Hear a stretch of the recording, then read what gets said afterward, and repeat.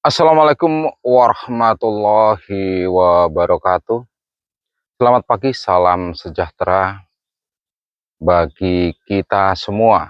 Semoga kita semua dalam lindungan Allah Subhanahu wa Ta'ala.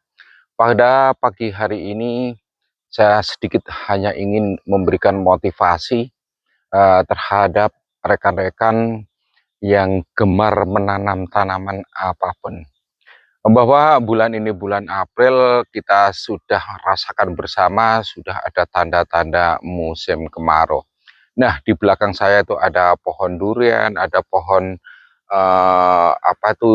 jeruk, kemudian ada juga alpokat dan tanaman yang lainnya.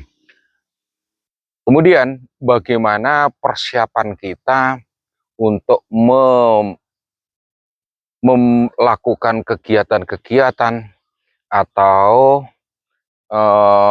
supaya pengelolaan tanaman ini dengan baik menjelang musim kemarau. Baiklah, mari kita sedikit kita kupas. Mudah-mudahan ini bermanfaat. Jika ada manfaatnya, silahkan subscribe. Nah, langsung saja rekan-rekan, mari kita kupas satu persatu. Jadi menjelang musim kemarau, tentunya nanti curah hujan juga akan mulai berkurang. Sementara tanaman membutuhkan pengairan. Yang perlu kita perhatikan diantaranya adalah satu, ya, kita harus menyediakan tandon air. Tentunya teman-teman macam-macam caranya. Ada yang mungkin sudah di lakukan ketersediaan air yang cukup, di situ mungkin ada sumurnya, mungkin juga ada sumber yang lain. Intinya adalah kita harus menyediakan ketersediaan air yang cukup. Ya, cukup untuk apa? Cukup untuk menyirami tanaman sesuai dengan kebutuhan banyaknya tanaman, luas lahan kita. Itu. Kemudian kecuali air, yaitu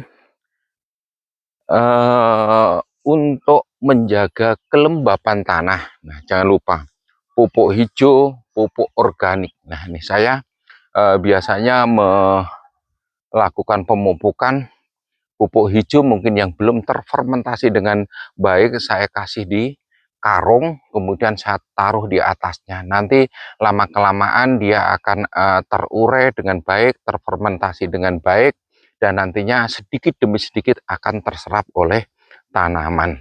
Ya, jadi untuk menjaga kesuburan tanah, untuk menjaga stabilitas kelembapan tanah, nah, itu diperlukan bahan-bahan atau pupuk-pupuk organik.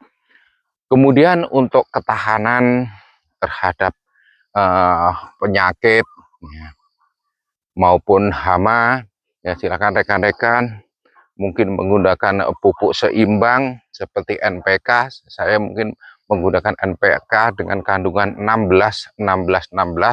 Pupuk seimbang terserah merek apa saja, tidak perlu saya sebutkan. Nah, untuk menjaga apa? Menjaga kesehatan dari tanaman tersebut. Jadi yang ada kandungannya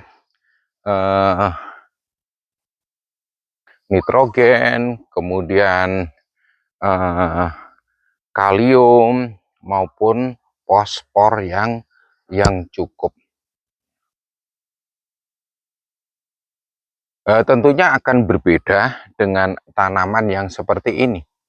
Nah, tanaman seperti ini tanaman jeruk itu masih dalam tahap pembesaran dan pengisian buah. Ini tentunya dibutuhkan zat-zat yang lain atau pupuk-pupuk dengan kandungan yang lain seperti kandungan